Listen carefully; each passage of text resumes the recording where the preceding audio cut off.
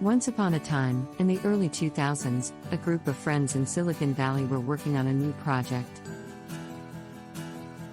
Chad Hurley, Steve Chen, and Jawed Karim were all former PayPal employees who shared a passion for technology innovation.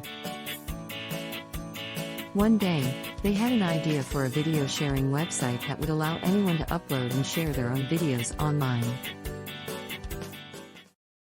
They began working on the project in a small office space, using their own funds and resources to build the website. They named it YouTube and launched it in February 2005. At first, YouTube struggled to gain traction.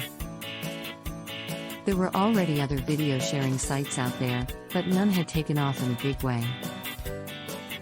However, the YouTube team was determined to make their platform different.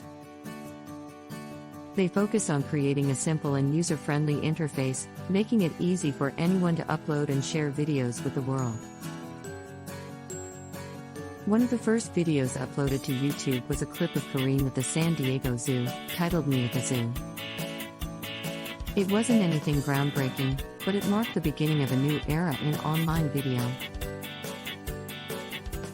As more people began to use YouTube, the platform quickly gained popularity. People were uploading all kinds of videos, from cute cat videos to music performances and instructional content. YouTube became a hub for creativity and expression, and its impact on the world of entertainment and media was undeniable.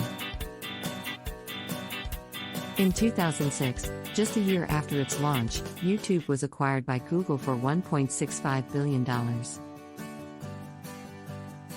Under Google's ownership, YouTube continued to grow and evolve, adding new features and tools to make it even easier for people to share and discover videos.